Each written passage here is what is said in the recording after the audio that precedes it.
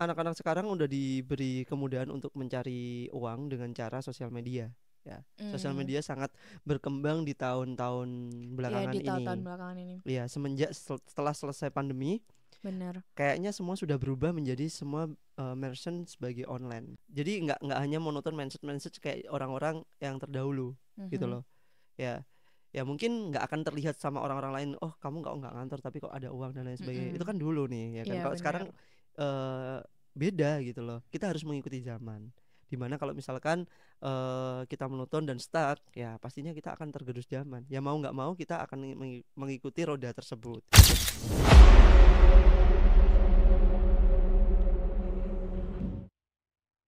Hai guys, kembali lagi di podcast Relung Hati. Saat pikiran tak lagi sejalan dengan hati.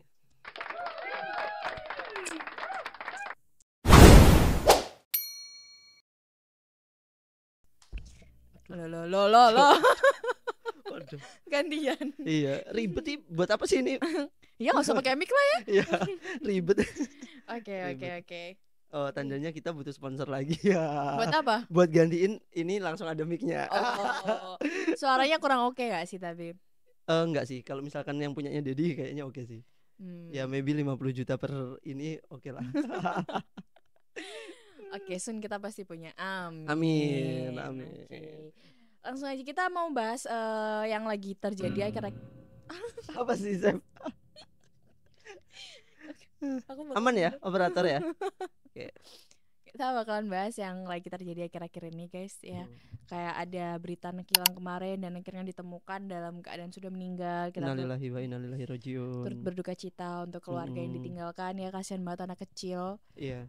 Dia kenapa sih? Katanya sih yang itu punya dendam sama orang tuanya sih. Oh, jadi yang itu punya dendam sama orang tuanya tapi dilampiaskan ke anaknya. Betul. Kok bisa? Kau wendeng. Kau wendeng. Jadi ini wong Sidoarjo, wong Darjo lah. Wong Darjo, kau wendeng. Ngawur. Ngawur sih, tapi ya terlepas dari apapun alasannya tidak pernah dibenarkan ya. Anak jadi korban, apalagi untuk permasalahan orang tua. Iya. Ya akhir-akhir ini banyak sekali berita duka ya guys ya, bukan berita baiknya. Terus ada juga yang cewek yang di Subar kalau nggak salah. Iya, itu. Terus juga ada baru banget ada di Jambi. Nah, itu yang wanita di Sumbar ya? Iya, Sumbar. Itu alasannya apa sih dia? Ada aku belum baca cinta lebih ditolak. lanjut sih ya. Iya. Cuman katanya yang cowok itu sampai babak karena para napi ini ya. Iya, itu juga sama beberapa napi yang sudah ada di penjara ya, kayak gitu. Napi, terus juga bullying di Jambi tuh. Jadi cewek di wajahnya gitu. Wih, gila. Dan itu sesama cewek tau Mas. Sesama cewek. Segila itu ya. Iya. Jadi dia nggak di Darjo ditelusi gowendeng. Oke ya. Oh, kita lanjut ke pembahasan topik pada hari ini ya guys ya. Nggak dibuka lagi nih? Enggak. Kita langsung aja. Kita hari ini mau bahas soal quarter life crisis. Wih. Ya. Kita agak santai aja tapi guys, nggak perlu serius-serius karena hidup ini udah terlalu serius. Nah, betul. Tapi aku juga mau ngucapin terima kasih buat teman-teman subscriber dan viewers dari Relung Hati. Benar, sobat Relung Hati. Alhamdulillah kita sudah hampir dapat surat cinta dari dari YouTube. Iya. Bukan ini ya, tapi kayaknya silver play button ya ini. Amin, semoga segera. Amin, silver play button. Amin. Masya Allah, tabarakallah ya guys ya.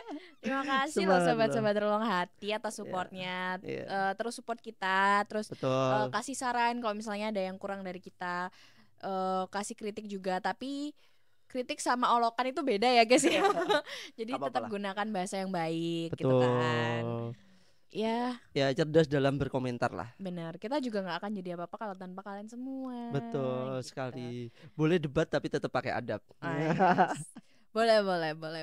Oke, kita bahas quarter life crisis ya. Apa aja yang dialami sama manusia. Iya. Seonggok manusia yang berumur kurang lebih 25 tahun gitu ya. Jadi orang manusia-manusia remaja ya, para anak-anak remaja. Bukan remaja sih, kalau dibilang remaja. Makanya quarter life crisis karena ya dibilang remaja nggak remaja, dibilang dewasa juga belum sedewasa itu. Sebelum sedewasa itu untuk memutuskan dan memilih sesuatu yang benar. ya untuk kehidupan mereka. Kalau dibilang memilih sesuatu yang benar dan enggak, kan sebenarnya itu nggak ada patokannya ya. Mungkin udah bisa juga karena di umur segini itu juga udah banyak yang menikah dan punya anak. Cuman kalau dibilang dewasa banget juga nggak dewasa banget, dibilang remaja juga nggak remaja gitu kan. Masih ada sedikit labilnya lah. Intinya kayak gitu. Iya. Oke. Gimana Itulah problematika umur 20 tahunan ya Mas ya. Banyak banget problematikanya pernikahan, karir. Karir ada yang sudah sukses. Ya terkadang anak-anak di usia itu juga membandingkan dengan usia-usia yang di bawahnya, kok dia udah bisa dan lain sebagainya gitu ya. Benar. Kayak gitu. Dan mungkin aku ngomongnya anak-anak sekarang udah diberi kemudahan untuk mencari uang dengan cara sosial media. Ya, sosial media sangat berkembang di tahun-tahun belakangan ini. Tahun-tahun belakangan ini. Iya, semenjak setelah selesai pandemi. Benar. Kayaknya semua sudah berubah menjadi semua merchant sebagai online. Makin ya. Iya, makin kayak gitu. Dan beberapa orang dulu nih zaman-zamanku ya kan, ada orang-orang yang ngomong bahwasanya kamu itu enak itu kerja sebagai PNS misalkan kayak gitu, gajimu pasti besar, terjamin hidupnya dan lain sebagainya. Iya, terus kerja kamu harus di kantor nih, pulang berangkat jam 8 pulang jam 5. So kalau menurutku strict banget ya. Ya kayak ya itu monoton banget, boring kan, ya. Tapi buat teman-teman yang jalan itu semua itu adalah ya feel kalian sendiri ya kan. Apa ya kayak itu. Mungkin ada juga yang lebih suka kalau semuanya tuh jelas, tertata. Ya, tertata, by SOP kayak gitu. Iya, benar. Ya. Terjamin kan ibaratnya, benar ya. Ya benar kalau dibilang semua PNS. Semua ada pilihan masing-masing sih bener. itu. PNS dibilang terjamin ya benar, terjamin ya kan. Sampai dengan anak cucunya kayaknya. Benar. Ya tergantung PNS-nya juga kan, juga gitu kan. Kan zaman dulu kan orang-orang ngejarnya kan yang dilihat adalah pegawai negeri, intinya kayak gitu. Titel pegawai negeri. Tapi ternyata di zaman-zaman sekarang banyak usia-usia yang di angka 18, 19, 20, 21, 22, wow, pendapatannya udah lumayan. Benar, dari pekerjaan mobile biasanya. Dari pekerjaan mobile, dari online influencer, kebanyakan influencer. Ya, kita bisa lebih lebih bisa mengembangkan diri tanpa harus susah payah. Kalau zaman dulu, contoh nih Chef, kalau misalkan zaman dulu kita mau jadi artis lah, kita harus ikut casting. Benar. Iya, kayak yang pernah aku bilang kan, ya kan? Kalau zaman dulu artis itu ya udah yang main film aja ya kan guys. Tapi kalau zaman sekarang itu artis itu ada artis TikTok, artis IG, ya kan. Seleb kan artis ya ibaratnya kan. Artis IG, artis film. Jadi sekarang artis itu macamnya banyak banget gitu loh. Nah ya, kalau misalkan dulu kan mereka harus ikut casting, perjalanan ke Jakarta kan, semua menuju Jakarta, pokoknya semua di ibu kota. Sentralisasi di sana. Sekarang mereka di pelosok negeri pun ya kan, dimanapun selagi dia memiliki internet, HP yang memadai, device dan yang juga memadai, skill, gitu. kemampuan yang oke, dia bisa explore itu semua mata bisa memandang. Benar. Enaknya kayak yang baru-baru ini di suku Baduy ada beberapa artis yang seleb TikTok yang agak baru mencuat ya kan. Kayak gitu. Bayangkan di Baduy loh guys, Baduy kan. Iya, itu karena ada beberapa cewek yang looknya bagus, cantik lah, gitu ya, kan, kayak gitu kan. Gitu. Ya, banyak sekali. Sekarang nggak cuma di media sosial aja sih guys, kayak banyak juga kerjaan mobile yang sampai ke luar negeri, kayak misalnya copywriter sampai luar negeri, gitu kan, desain sampai luar negeri gitu kan. Jadi dia terima klien dari luar negeri, jadi dia kerja dari Indonesia, dari rumah, dari kafe, dari mana aja gitu kan, work from anywhere, tapi dia dapat uang yang lumayan ya, gitu tetap kan, bisa menghasilkan. Benar. Jadi pada intinya pembahasan kita kali ini itu kita ingin explore apa aja sih yang dirasakan. Iya. Dan juga gini, maksudnya kalian itu bisa semudah itu untuk mencari uang tanpa harus punya pemikiran bahwasanya kamu harus kerja di kantor. Benar. Kayak gitu. Benar. Jadi nggak hanya monoton mindset kayak orang-orang yang terdahulu gitu loh. Ya mungkin nggak akan terlihat sama orang-orang lain, oh kamu nggak ngantor tapi kok ada uang dan lain sebagainya. Itu kan dulu nih ya kan. Kalau sekarang beda gitu loh. Kita harus mengikuti zaman. Dimana kalau misalkan kita monoton dan stuck, ya pastinya kita akan tergerus zaman. Ya mau nggak mau kita akan mengikuti roda tersebut. Bener. Gitu. Ya semua ada plus minusnya lah, Chef. Iya, kan bahkan kalau cewek itu kadang sampai bilang gini, kita harus kerja keras sampai orang-orang mikir kalau kita ani-ani. Karena kan sekarang dapat uang tuh segampang itu kan Mas ya. Betul, kayak itu tadi kan dibilang dari influencer bisa dapat uang, dari kerjaan luar negeri kayak gitu juga bisa dapat uang gitu kan. Tapi kita kan nggak kelihatan kerja, ya kan, nggak kelihatan kerja, betul. Tapi uangnya banyak gitu kan. Betul. Terus zaman sekarang orang berpikir kalau cewek punya uang banyak itu pasti aneh-aneh, padahal nggak hanya kayak gitu aja kan. Iya, dia gitu bisa bikin tutorial yang ada di sosial media sehingga booming dan lain sebagainya. Tutorial make up aja udah booming loh sekarang. Bener. Ya kan? Dia punya karya review ya kan kayak gitu. Dulu aja yang siapa namanya apa namanya? Orang yang siapa Ghazali ya? Yang dia upload foto-foto yang dia sampai punya penghasilan ratusan juta itu loh. Wah, aku nggak tahu sih. Ada nggak? Karena terlalu banyak banget sekarang kayak gitu. Ghazali atau siapa ya? Ya dulu. Intinya banyak lah yang kayak gitu sekarang. Tolong nanti ditempelin aja. Ya ditempelin aja lah itu. Dia yang upload siapa namanya? Ghazali, betul, Ghazali. Agak-agak sedikit lupa lah, Ghazali atau Ghazali lah. Ya betul, Ghazali itu dia iseng upload terus di salah satu platform web, kemudian dia bisa menghasilkan uang di situ, bener ya? Ya kayak gitu. Berarti kayak jual foto. Jual gitu, foto. Dia cuma ya kan? Jual foto. Apapun fotonya ternyata. Bener ya kan. Makanya kegabutan itu. Sekarang itu gampang banget gitu loh cari. Ya gampang ya susah, gampang susah gitu loh. Ya gitu. Terus sekarang juga rumah gitu juga makin mahal ya kan, karena uang mungkin pandangannya gampang dicari, akhirnya rumah juga makin mahal kan sekarang. Aset itu. Bahkan ada isu katanya bahwa pajak sekarang dinaikkan bagi yang punya rumah sendiri. Iya, ada dinaikkan beberapa. 20% atau 2% ya kemarin. Oh, itu aku belum mengikuti. Gitu. Tapi pajak yang dulunya 10% sekarang jadi 11 kan. PPN itu loh. PPN kan dulunya 10%, sekarang jadi 11%. Nah, banyak, itu banyak aja pajak sih. Yang naik. Terus ada plus di minusnya. di umur segini juga udah udah pusing sana sini ya kan. Bahkan temen juga makin sedikit pastinya kalau di umur karena segini tuh. Udah banyak kesibukan yang kita udah prioritasnya bukan hanya main. Udah sibuk sendiri-sendiri ya. Kan yang kadang nggak bisa nge-maintenance hubungan sama teman gitu kan. Beberapa hal udah circle-nya udah mengkerucut sekarang itu. Lebih mengkerucut. Kalau menurutku sih lebih mengkerucut di mana mana yang menjadi bahan pertimbangan dia untuk masa depannya, pastinya kayak gitu. Selain itu juga ada kan temen tuh yang harus harus ketemu terus gitu kan, sedangkan di umur segini tuh pasti banyak kesibukan lain. Betul. Yang intinya nggak bisa harus chatan terus, nggak bisa harus main terus gitu kan. Ya jadi akhirnya lost kontak lama-lama. Lama-lama asing, tiba-tiba asing gitu. asing lagi asing kayak sayur yang kebanyakan garam. Asin. Oh ya. Nggak lucu. Oke, lanjut lagi. Nah, di situ juga ada plus minusnya katanya beberapa anak muda karena saking mudahnya untuk mencari pekerjaan dan untuk mencari uang, semakin minim attitude nih, katanya kayak gitu. Iya sih, bisa jadi juga ya, karena menurutku sekarang itu anak kecil atau apapun itu tuh udah segampang itu ngakses internet, dan orang tua pun juga karena segampang itu ngakses internet. Kalau anak kenapa-napa udah suruh lihat HP aja. Jadi interaksi antara anak sama orang tua itu akhirnya berkurang gitu karena kan. kesibukan orang tua juga ya kayaknya. Iya, terus jadi kayak anak itu kurang belajar gitu loh dari orang tua menurutku ya.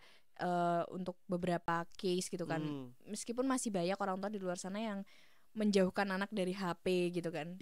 Nah, jadi kayak karena kan menurutku adab, sopan santun, attitude itu kan didapat dari belajar secara langsung kan, interaksi secara langsung sekali. Gitu kan. Gak bisa kalau tiba-tiba anak bisa sendiri gitu kan. Dan aku juga semua dari lingkungan sih sebenarnya. Iya, dan aku juga paling benci ini sih Mas, kalau misalnya ada anak kecil ngacau di tempat umum. Terus orang tuanya bilang, ya udahlah biarin aja, namanya juga anak kecil, mohon maklum ya, namanya anak kecil. Aku paling benci itu. Kenapa? Karena ya menurutku ya dia belajar dari kecil. Kalau dari kecil dia udah dibiarkan melakukan apapun sesukanya, bagaimana dia tahu kalau itu tuh hal salah atau hal benar, ya kan? Jadi pendidikan kan sedini mungkin katanya. Ya benar. Jadi harus dijelasin kok, itu tuh nggak boleh ganggu orang lain, itu nggak boleh minta barang orang lain itu nggak boleh gitu kan, harusnya bukan yang dibiarin. Kasih aja mbak, namanya anak kecil gitu. Sama anak kecil kok pelit gitu kan, harusnya nggak gitu. Harusnya anak kita yang dijaga. Nah betul, seperti kayak misalkan kemarin juga aku ngelihatnya pada saat kita interview atau apa yang kemarin kok sedikit kurang begitu sopan dan lain sebagainya. Tapi aku sebenarnya nggak ngeh loh Chef itu kemarin, Chef. Aku kan yang ngeh. Iya. Aku yang ngeh karena ya sampai kayak gitu loh attitude-nya gitu loh. So aku gini mikirnya kalau misalkan sebenarnya yang menyelamatkan dalam hidup kita itu bukan hanya kita harus pintar, kita harus kaya dan lain sebagainya. Kaya pintar itu, tapi kalau nggak punya attitude kayaknya itu minus one ya.